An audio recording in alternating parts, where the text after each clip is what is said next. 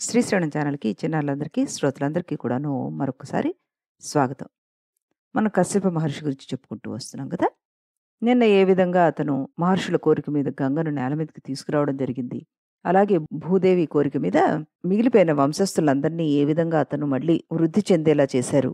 ఆ తర్వాత మరుద్గణాల యొక్క పుట్టుక గురించి ఇవన్నీ కూడాను మనం తెలుసుకున్నాం కదా! ఈరోజు ఇంకొన్ని విషయాలు మనం తెలుసుకోబోతున్నాం. అది కూడా విందాం మనం.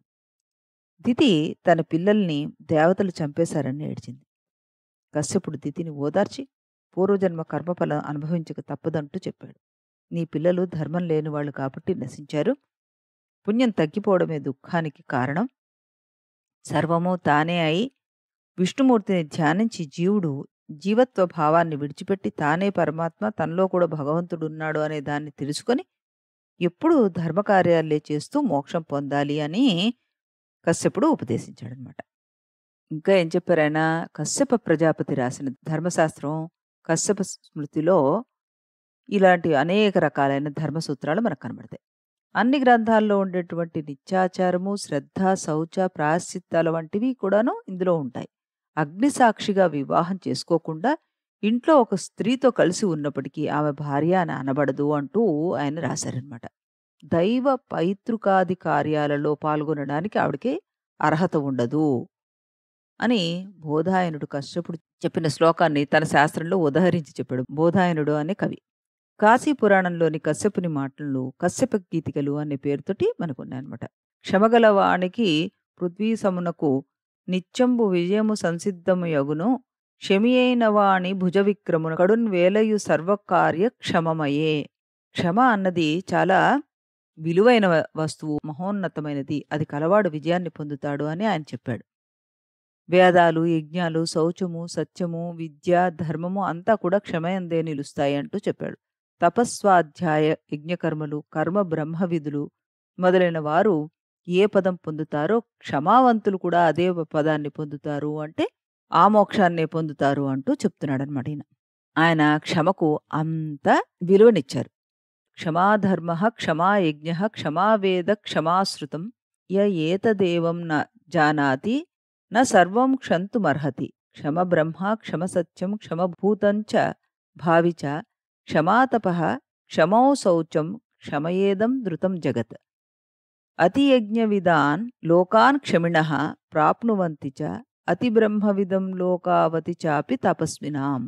అన్యే వై యజుషాన్ లోకాః కర్మిణామాపరే తథా క్షమావతాం బ్రహ్మలోకే లోకః పరమపూజితాః. క్షమా తేజస్వినాం తేజః, క్షమా బ్రహ్మ తపస్వినాం, క్షమా సత్యం సత్యవతాం, క్షమా యజ్ఞః క్షమాసమః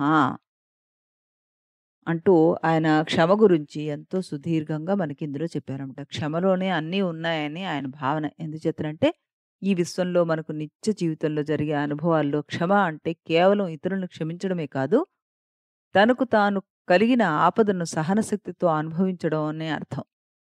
సహనశీలి కూడా క్షమాగుణం ఉన్నవాడనే అర్థం.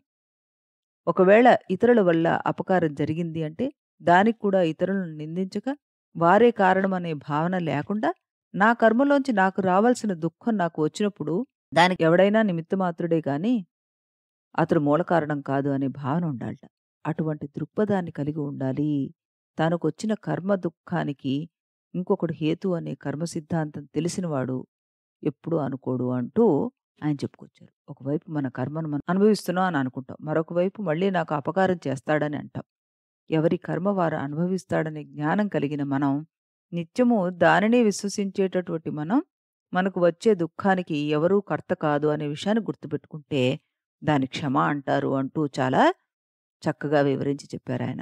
ఈ విధంగా భావించే వారికి కర్మక్షయం తొందరగా క్షీణిస్తుందిట.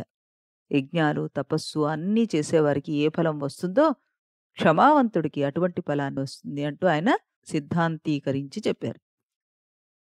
అధర్మంగా ప్రవర్తించిన మానవాళికి కశ్యప ప్రజాపతి అందించిన పై సందేశం ఎంతో మానసిక మార్పును కలుగజేస్తుంది అనడంలో అసలు సందేహమే లేదు.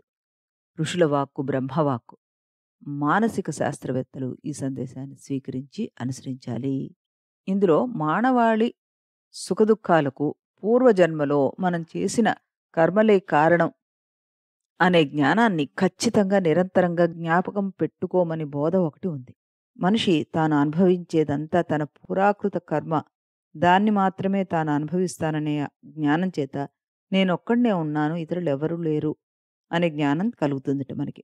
నాకు దుఃఖాన్నిచ్చేవాడు కానీ, సుఖాన్నిచ్చేవాడు గానీ వేరే ఎవరూ లేరు. కాబట్టి ప్రవృత్తిలో ఈ జగత్తులో నాకు సంబంధించి ఎవడూ లేడు. నాకు దాత లేడు, శత్రువు లేడు, మిత్రుడు లేడు. ఈ రకంగా ఇలా జ్ఞానాన్ని కలిగి కొన్ని అంతస్తులు దాటి చివరికి ఒంటరిగా ఉన్నాననే జ్ఞానం కలుగుతుంది. ఇంత అర్థం లేకపోతే కశ్యప మహర్షి ఊరికే క్షమ కోసం ఇంత మాట్లాడడు కదా! ఏముంది క్షమ అంటే అని అనుకుంటాం మనం.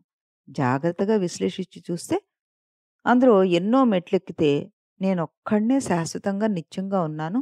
నాకు ఎవ్వరూ ఇంకేమీ ఇవ్వడం లేదు, తీసుకోవడం లేదు. ఎవరు దేనికి కర్త కాదు. నాకు నేనే కర్తను. కశ్యప మహర్షి చెప్పిన ఈ క్షమ అనే ధర్మంలో అహమేవ కర్తాసి భోక్తాసి అనే మాట ఉపనిషత్ వాక్యం రూఢి అయిపోతుందనమాట. మహర్షులు ఎప్పుడూ చిన్న మాటలు చెప్పినట్లే ఉంటారు. ఆ మాటలు చిన్నవిగా కనబడినా వాటిని జాగ్రత్తగా విశ్లేషించి చూస్తే, విధిగా ఆచరిస్తే అవి ఈశ్వరుడి దగ్గరికి తీసుకువెళ్తాయి. మహాత్ముల బోధనలో, వాళ్ళ సందేశాల్లో, ఆదేశాల్లో అమోఘమైన శక్తి ఉంటుంది.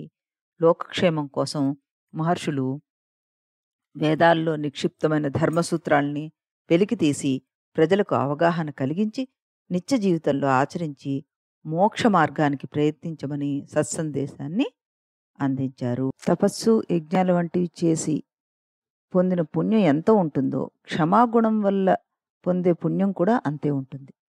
కశ్యప మహర్షి నాగజాతికి, పక్షి జాతికి, రాక్షసులకి, దేవతలకి కూడా తండ్రిగా ఉండి, సాక్షాత్తు విష్ణుమూర్తికి తండ్రి అయి ఎంత గొప్పవాడయ్యాడో మనం విన్నాం కదా ఇప్పుడు.